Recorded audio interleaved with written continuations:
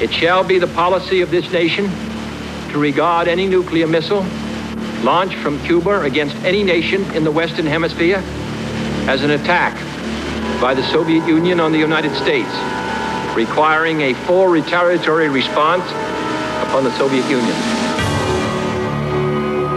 On the evening of October the 22nd, 1962, American President John F. Kennedy announced the Soviet Union was building missile bases on Cuba, just 90 miles from mainland America. We are calling tonight for the prompt dismantling and withdrawal of all offensive weapons in Cuba under the supervision of UN observers. In a televised address to the American people, he warned these sites must be dismantled, the missiles removed, or America would take steps to defend herself. We will not prematurely or unnecessarily risk the course of worldwide nuclear war, in which even the fruits of victory would be ashes in our mouth. But neither will we shrink from that risk at any time it must be faced.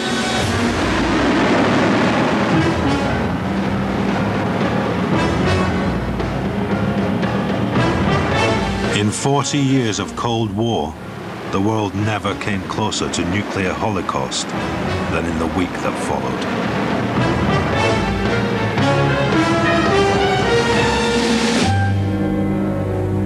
In the West, many people still remember the tension they felt then. But what's less well known is how people felt in the East, living in a closed society, their media tightly controlled by the Soviet system. Did ordinary Soviet citizens know how close the world was to war?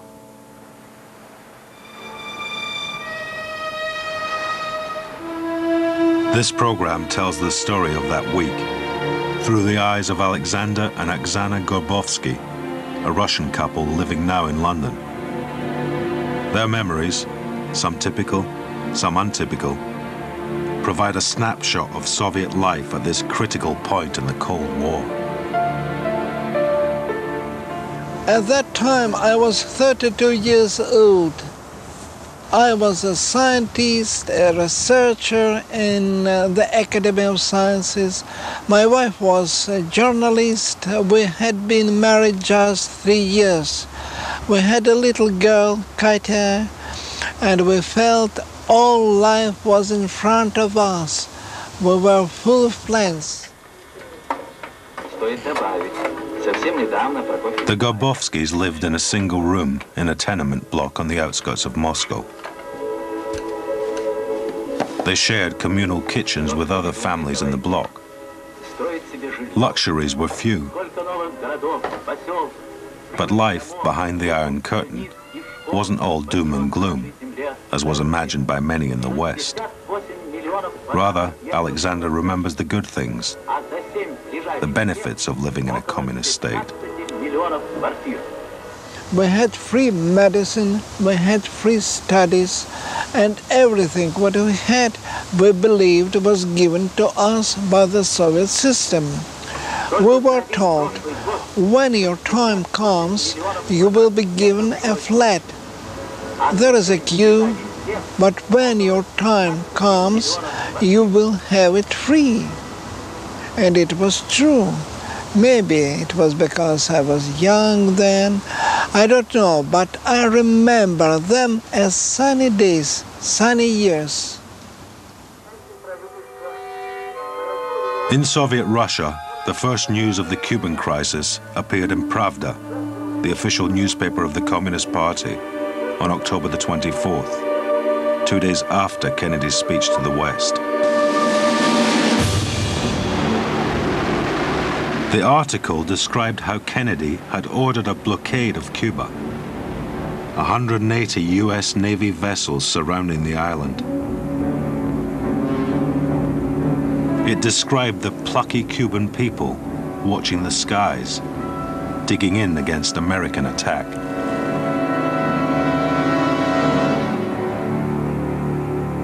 With no mention of Soviet missiles spotted on the island, the article seemed confusing.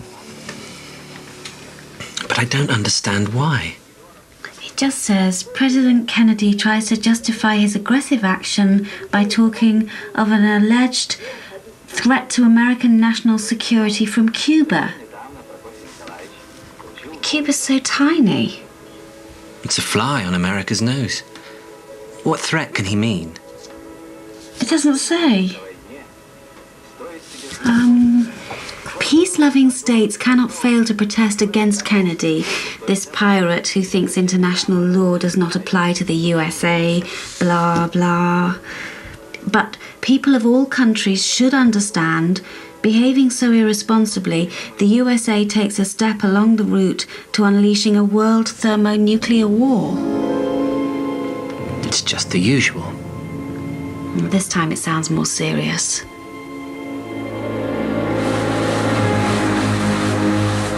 It wasn't unusual to be confused reading Pravda. Everyone knew the state press was heavily censored. Only news that reflected well on the Soviet system was included, and because that was the way it had always been, no one really questioned it. As Alexander explains, the art with Pravda was to read between the lines. It was normal. You looked for clues in what was said and what was left unsaid. You asked yourself, is the language stronger than usual? In this case, yes, it was stronger. It was obvious to us straight away. Something was happening, and it had to do with Cuba and American aggression against Cuba.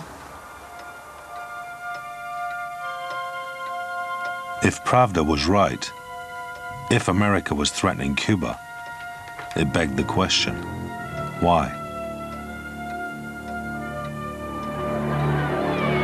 For most Soviets, it wasn't such a hard question to answer.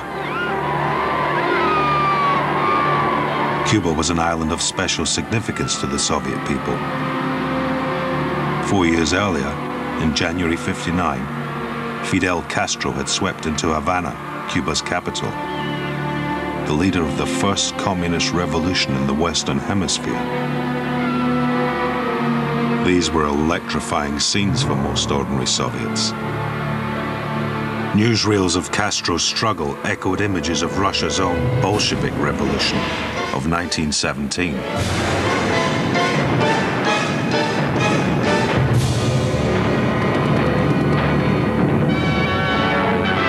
But if Castro was a hero to the Soviets, to the Americans he was quite the opposite. Says Castro, the Cuban revolutionary government has no reason to offer explanations to America or to anyone except the people of Cuba. In 1961, Kennedy had allowed the CIA to organize a ragtag army of Cuban right-wingers in an attempt to overthrow Castro. It was an embarrassing failure.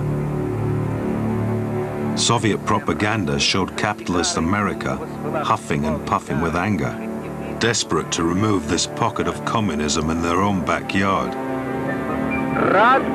If Pravda now spoke of further American aggression against Cuba, it seemed to make perfect sense.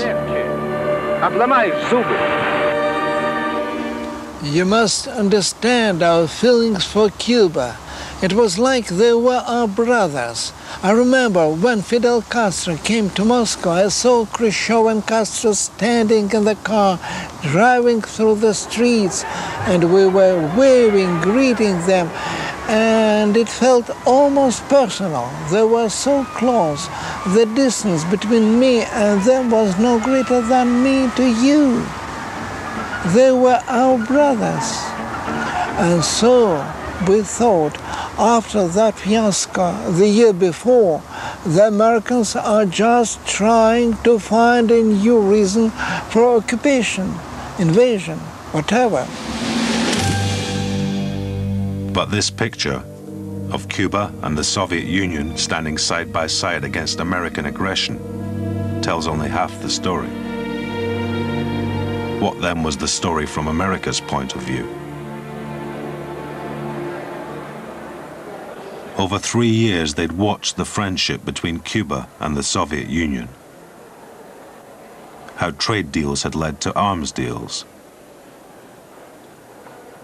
If Khrushchev supplied Castro with defensive weapons, guns, tanks, that was none of America's business. But what if, in return, Castro let Khrushchev use Cuba as a strategic base for offensive weapons to attack the USA? The CIA was ordered to keep an eye on the island. And on October the 14th, 1962, spy planes confirmed America's fears. The photographs showed missile transporters, fuel trucks, radar vans, nuclear warhead bunkers under construction. And intelligence reports informed Kennedy that at that very moment, more nuclear hardware was on its way. For 5 days, Kennedy had held talks with his National Security Council, reviewing the options, planning a response. The blockade was launched to intercept the arrival of any more missiles and to force Khrushchev to a public resolution of the crisis.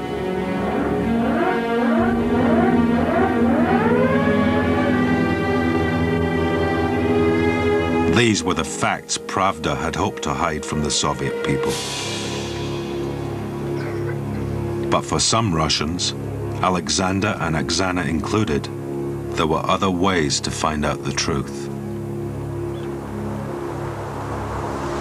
We used to listen to Western radio. It was not usual, but it was not forbidden. I had learned English at school. It was part of my work. And so, unlike most people, we could listen to Voice of America. It was a window into the outside world. This sudden, clandestine decision to station strategic weapons for the first time outside of Soviet soil, in violation of Soviet assurances, is a deliberately provocative and unjustified change in the status quo, which cannot be accepted by this country. And what we heard, of course, was quite different to what we had read already in the Russian press. The Gorbovskis listened as the Americans took their case to the world. Do you, Ambassador Zorin, deny that the USSR has placed and is placing medium and intermediate range missiles and sights in Cuba? Yes or no?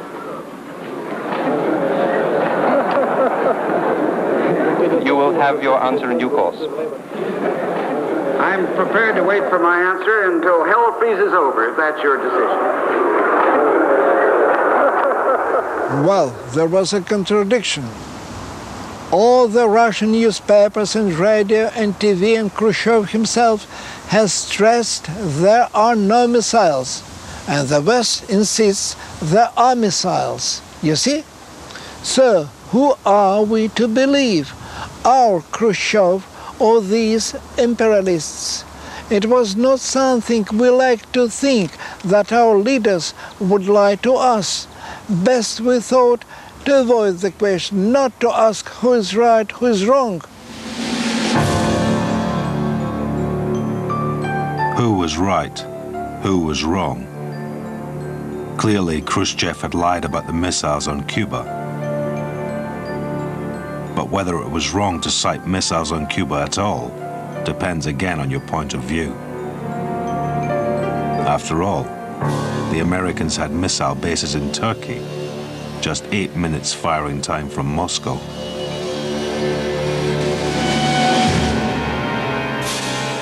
Five months earlier, Khrushchev had been walking on the Black Sea coast, across the water from Turkey.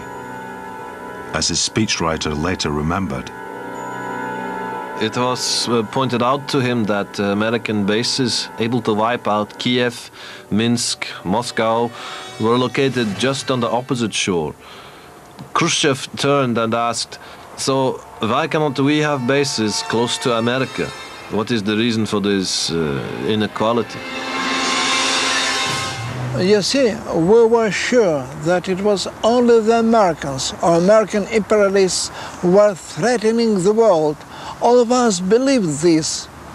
I remember one moment as a student at that time, this must have been 59, a girl student in my group. It was a sunny spring. She was just sitting at the window looking over the woods and trees. She said, "Such nice weather. It is a pity the Americans are going to bombard us with their atomic bombs." Just a general comment. Mutual fear had started the Cold War and kept it going. In October 1962, that mutual fear brought the world to the brink of war.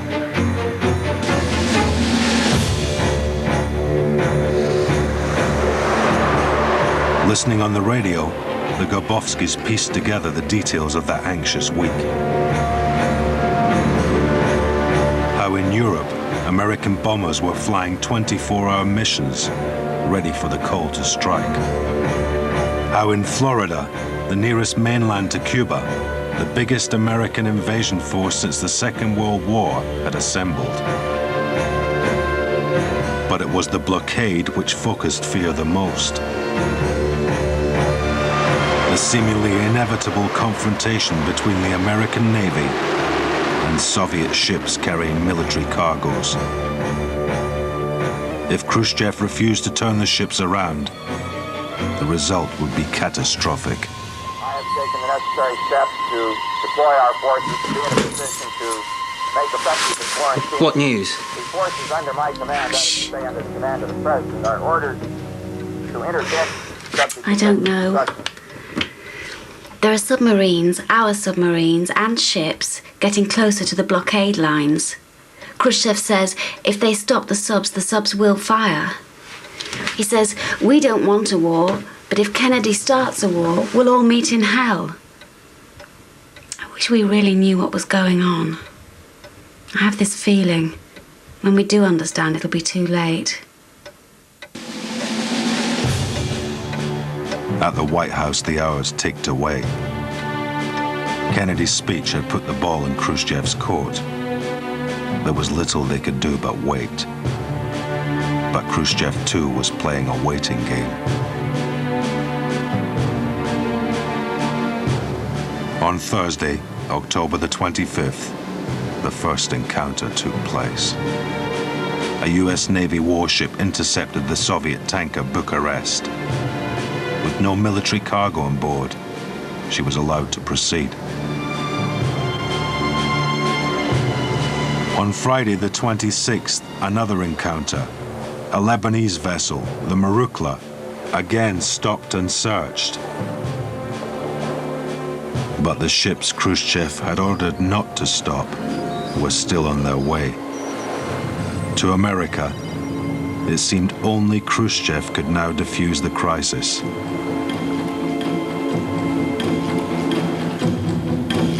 On Saturday the 27th, Pravda carried an article from its observer in New York describing the tension there. Panic buying had begun. The fear of nuclear war was almost tangible. The Americans buy newspapers like mad and read the latest news immediately. They listen to the radio. They stick to their TV screens. Parents want to take their children out of the city. What is going to happen? That's the question on everybody's mouths.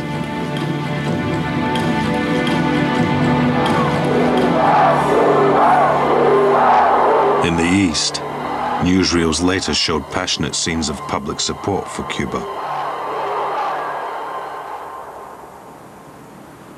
But the reality in the streets of Moscow was different, almost calm. Why? Because being told this was a crisis over Cuba, not about Soviet missiles on Cuba, ordinary Russians had less reason to feel frightened. Alexander, who knew so much more than most, remembers the unreal mood. It was strange. At the academy, You know, this man is having a baby, that man is expecting a promotion, his car must be repaired, just life, you know, going on. I talked with some people, we had a smoking room, we went and talked. They said, they remember the last war. They said, we will survive, you will be interpreter, you will be all right. Not thinking what kind of war this will be. At home, though, with my wife, it was different. I'll get tickets tomorrow, before the panic strikes. Where to? Kiev? You could stay with my aunt. Not Kiev. Kiev's the first to be hit. South, then. To Abkhazia. 2 tickets. For you and Katya. What about you? If there's a war, I'll be called up. I have to stay.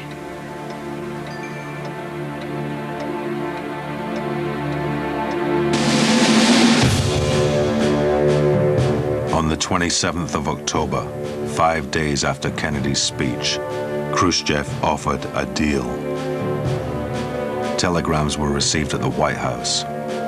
If the Americans scrapped the missile bases in Turkey, the Soviets would in turn withdraw from Cuba. Kennedy agreed to Khrushchev's terms, but he kept the Turkish deal a secret from the American people. Later, his advisors liked to boast how they'd stood eyeball to eyeball with Khrushchev, and how Khrushchev had blinked first. Whatever the truth, the crisis was over. On Sunday, the 28th of October, Radio Moscow announced that what America called the offensive missiles on Cuba would be withdrawn. The missiles Khrushchev had always denied existed. In the strange topsy-turvy world of the Soviet Union, people stopped and puzzled for a moment. But that was all. To discuss it was to blame Khrushchev, and we didn't want to do that. We were too much in favor of what he has done for us. He was our reality, Khrushchev. We had no choice of any other reality. The feeling was, now it's over, thank God.